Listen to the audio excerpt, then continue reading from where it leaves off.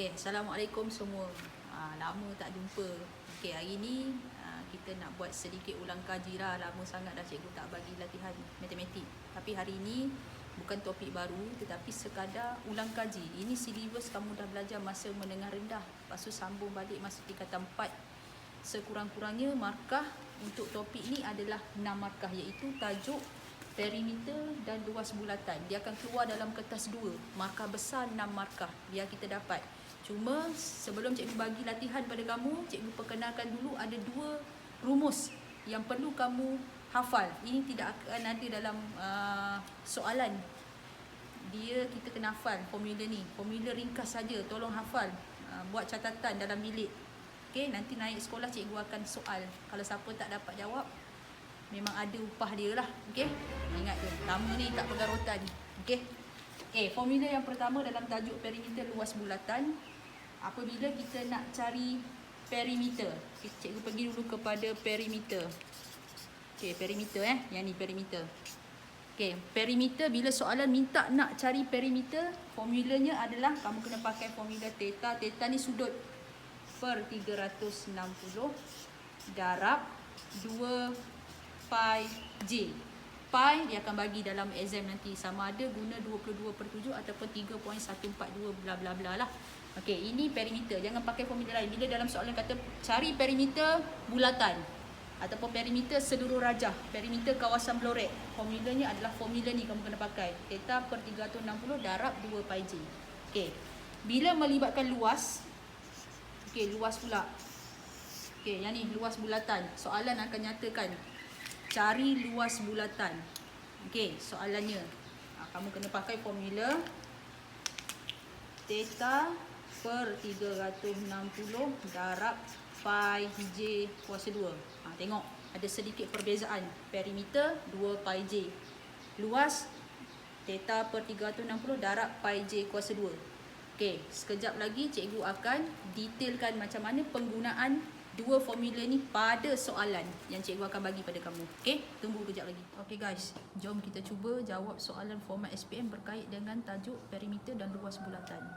Cikgu bagi dulu satu contoh, nanti cikgu akan bagi latihan tambahan. Macam biasalah, kalau tak dapat juga jawab, memang rotan lah jawapannya. Tapi tak ada rotan, pembaris je ada. Okey, belasah. Okey, jom kita try soalan format SPM. Okey, ini contoh soalan format SPM yang merangkumi soalan perimeter dan juga luas. Okey, jadi untuk soalan SPM, kebiasaannya markah yang boleh kamu dapat untuk topik ni adalah 6 markah. Okey, ada 6 markah besar markahnya ni. Jadi kalau dapat ni suatu kelebihan untuk kamu lah. Okey, jadi 6 markah ni kat mana? Iaitu bahagian soalan A 3 markah untuk cari perimeter dan soalan B 3 markah. Okey, sebelum jawab soalan ni, maklumat yang ada perlu kita masukkan dalam gambar rajah supaya bila kita kira nanti kita tak akan sesat. Semua maklumat tu ada dalam gambar rajah. Okey, cuba kita baca soalan tersebut. Dan sebagaimana yang kamu tahu, untuk bulatan yang tak berlorek ni, pusat dia berada di tengah ni lah, sebab dia bagi separuh bulatan. Sudutnya mesti kamu tahulah, kamu terus tulis 180 sudut dia.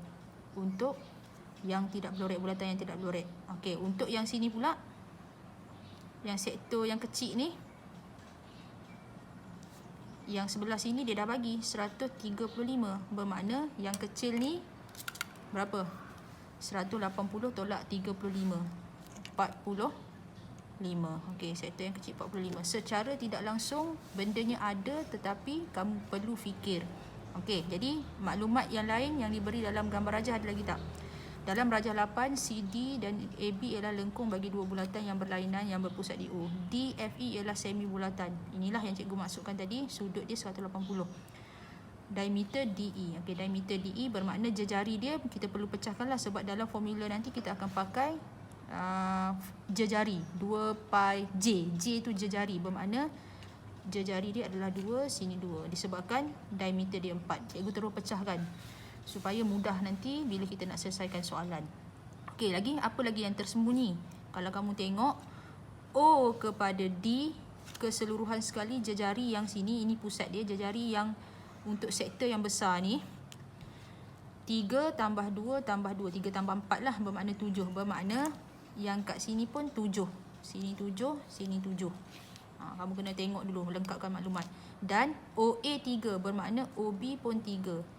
Apabila OB 3, keseluruhan O kepada C 7 tadi. Bermakna kat sini berapa? 4. C kepada B adalah 4. Benda-benda macam ni perlu kita lengkapkan dulu sebelum kita cuba mencari penyelesaian bagi soalan A dan juga soalan B. Okey, kita dah lengkap semua maklumat, barulah kita pergi kepada soalan. Yang pertama, kita nak cari perimeter. Okey, bila sebut perimeter kena tengok sama ada seluruh rajah ataupun kawasan berlorek. Kalau kata kawasan berlorek, bermakna kamu kena ikut ukur keliling kawasan berlorek. Kena masuk dalam lah, yang sini ni kena masuk dalam. Okey, tetapi kalau melibatkan seluruh perimeter seluruh rajah, bermakna kamu ukur kawasan luar sahaja. Okey, untuk soalan ni kawasan berlorek ni adalah kita nak cari kawasan berlorek, bermakna kena masuk dalam. Kita buat perjalanan baru kita jelas, iaitu okey, cikgu tulis cikgu selesaikan soalan A lah. Di sini cikgu selesaikan soalan A. Okey, untuk perimeter cikgu tulis dulu perimeter.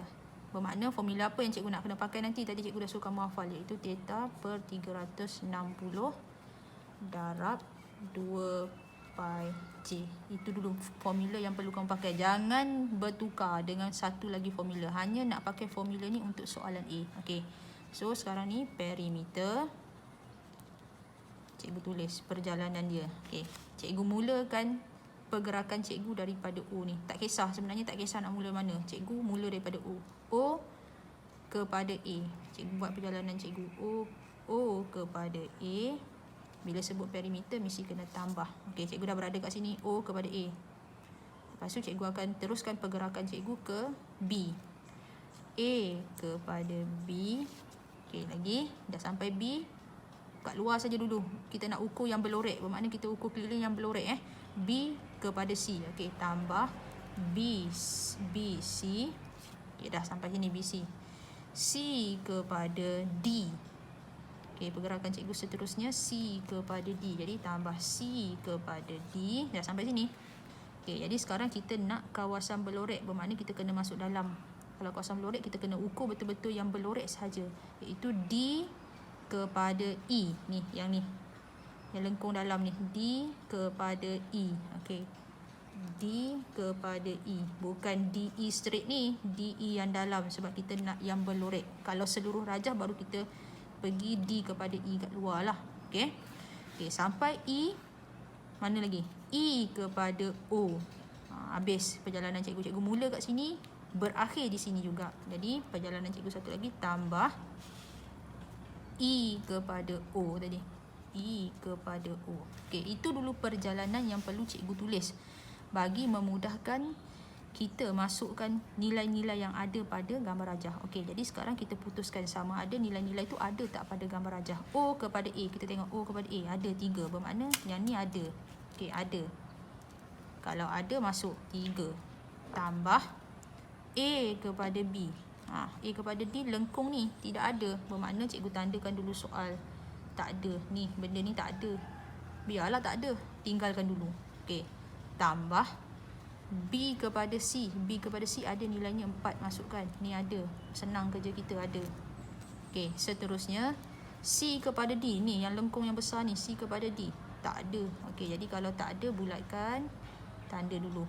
Okey, tambah D kepada E. Yang lengkung ni, kalau D kepada E yang straight ni, memang ada lah. D kepada E yang lengkung ni tidak ada. Pun tak ada. Okey, jadi yang ni tak ada. Tandakan bintang. Tanda soal dulu. Okey, tambah E kepada O. Ada ni, E kepada O 3. Jadi kalau kamu perhatikan, ada 3 nilai yang tidak ada, yang perlu kamu cari menggunakan formula ni. Okey, jelas Jadi jom kita cari satu persatu nilai AB, nilai CD, nilai DE berdasarkan formula ke atas yang telah cikgu tunjukkan. Okey, sekarang kita nak mencari nilai-nilai yang tidak ada, iaitu A, B, C, D, D, E. Okey, kita dahulukan dengan A, B dulu. Okey, cikgu tulis asing lah. A, B sama dengan mesti menggunakan formula yang telah cikgu nyatakan tadi berkait dengan perimeter, iaitu AB yang cikgu nak cari. Bermakna kalau kamu tengok kat sini, cikgu nak cari lengkung AB yang melibatkan sektor yang kecil ni saja. Mana sektor yang kecil? Bermakna sudut yang perlu cikgu ambil, cikgu jangan belasah yang lain punya, cikgu ambil yang sudut ni lah, sudut yang kecil ni. Tadi kita dah declare, iaitu berapa ni? 45 saja tadi kita kira, sebab sebelah dia 135, bermakna sebelah ni 45, 180 keseluruhan. Okey, jadi pakai formula yang telah cikgu tunjukkan, iaitu 45 sudut tu theta per, follow saja, 360 darab 2 ni pi. Okey, pi rujuk kepada soalan, dia suruh pakai 22/7, so kita pakai 22/7 lah, darab 22/7 darab dengan jejari daripada pusat kepada hujung ni, iaitu 3. Okey, darab 3. Okey, jangan takut, semua ni kamu masukkan dalam kalkulator, kamu cari nilai. Kamu boleh bagi jawapan dalam perpuluhan ataupun dalam pecahan yang teringkas, terpulang kepada kamu. Kalau cikgu selesa dalam perpuluhan saja. Senanglah sebab jawapan tu ada dalam kalkulator. Okey, tekan dulu. Okey, jawapan dalam kalkulator bila cikgu masukkan semua nilai tu, iaitu 2.357. Tengok lepas titik perpuluhan cikgu ambil 3 tempat perpuluhan lah. Jangan bundarkan 2.3 saja macam tu, ataupun 2.4 saja, tak boleh. Ambil sekurang-kurangnya 2 decimal places ataupun 3 decimal places. Okey. Okey, ni baru AB. Ni dah carilah. Okey, yang belum cari adalah CD dengan DE. Pakai juga formula yang sama, iaitu CD sama dengan pakai formula ni lah. Okey, untuk CD, cuba kamu rujuk. CD adalah lengkungan besar. Bermakna bila cikgu satukan ni, sudutnya adalah yang berada di sini, yang besar, iaitu, sebab cikgu nak cari sektor ni, sektor ni, lengkung ni, lengkung CD, bermakna sudutnya di sini, iaitu 135. Jadi cikgu pakailah 135 per 360 darab 2 darab 22/7 untuk pi, darab jejari dia. Ni pusat, ni ujung dia, bermakna keseluruhannya adalah 7. Nanti kamu tekan dulu kalkulator berapalah. Okey, tekan. Sekejap lagi cikgu pun akan tekan lah. Okey, satu lagi DE. DE pun sama. Okey, cuba tengok DE. DE yang lengkung yang dalam ni, yang selekoh ni, lengkung ni.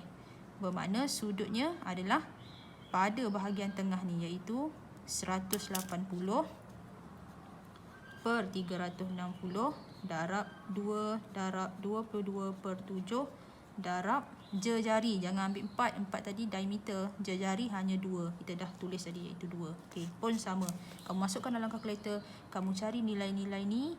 Lepas tu keseluruhan nilai AB, CD, DE kamu masukkan dalam yang kamu tanda soalkan tadi. Lepas tu kamu kena jumlahkan. Okey, kita kira. Cikgu dah mencari nilai CD dengan DE dalam kalkulator dan cikgu dapat 16.5, 6.286. Okey, jadi apa yang perlu cikgu buat? Cikgu ambil semua nilai-nilai tersebut, cikgu masukkan di tempat yang cikgu tanda soal. Kamu jangan tanda soal lah, maksudnya ruangan ni kekalkan kosong, iaitu kat sini 2.357, kat sini cikgu masukkan 16.5, kat sini cikgu masukkan 6.286. Jadi perimeter akhir cikgu akan dapat kira berapa jumlah dia nanti di sini.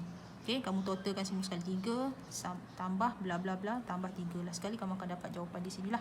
Okey. Okey, jadi dah total semua sekali. Okey, selamat mencuba untuk perimeter dulu, 3 markah. Okey guys, kejap lagi kita akan sambung dengan soalan B, iaitu cara nak cari luas menggunakan formula yang kedua nanti. Okey. Okey, jangan lupa subscribe. Dan untuk video seterusnya nanti kita akan bincangkan soalan B berkait dengan luas. Okey? #lama tak jumpa, #lama tak berotan.